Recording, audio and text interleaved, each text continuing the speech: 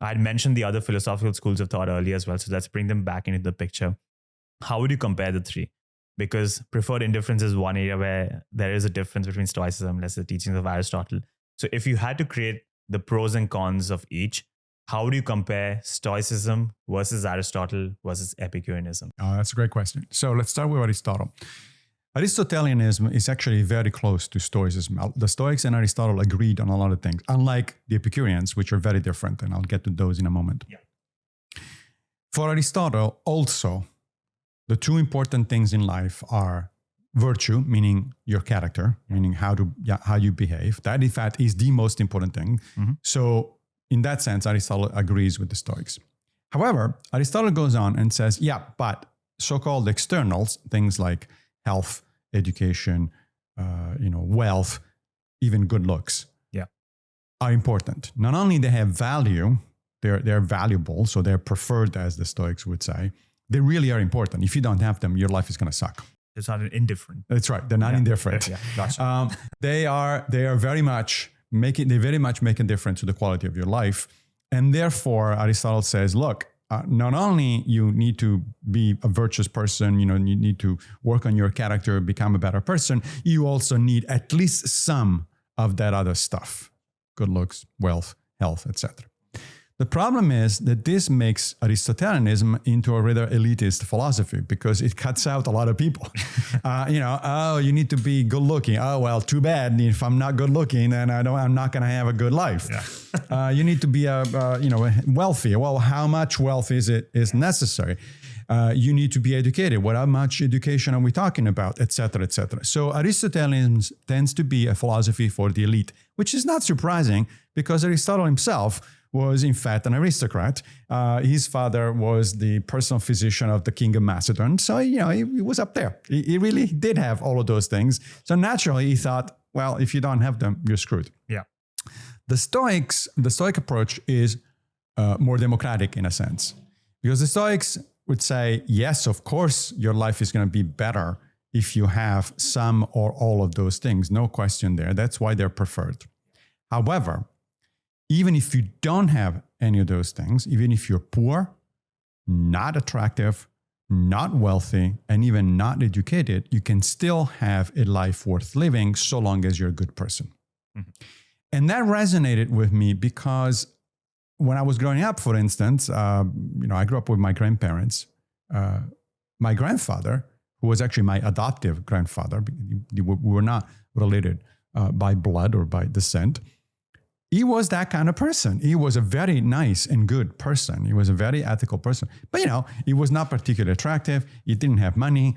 His health was, okay, but nothing exceptional. His education was limited. And yet his life was very much worth living. He did a lot of good for other people, including myself. And so that is one of the things that, in my mind, makes Stoicism more attractive than Aristotelianism.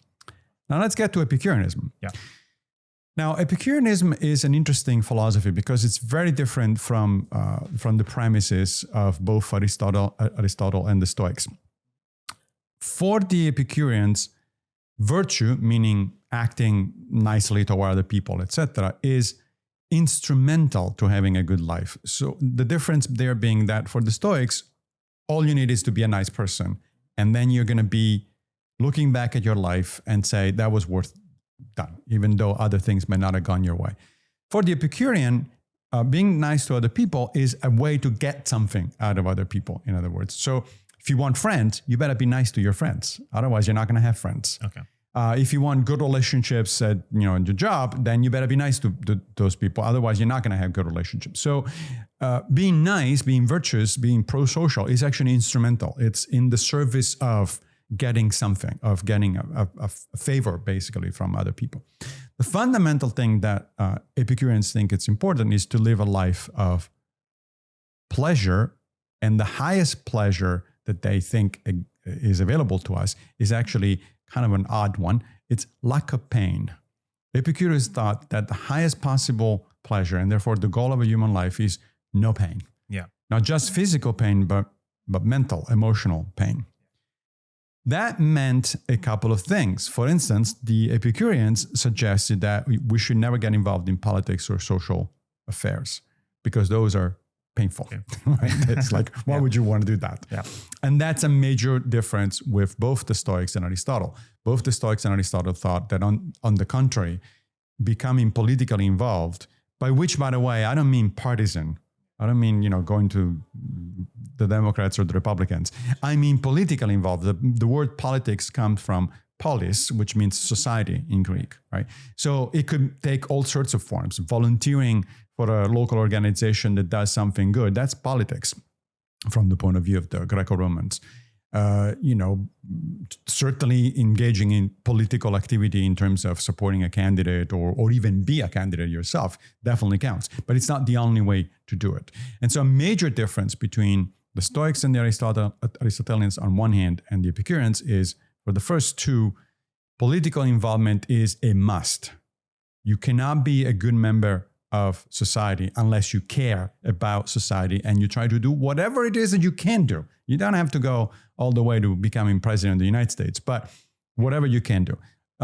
For Epicurus, on the other hand, it's exactly the opposite. Stay away as much as possible from that sort of stuff. Sure enough, the Epicureans tended to live in what we would today call communes.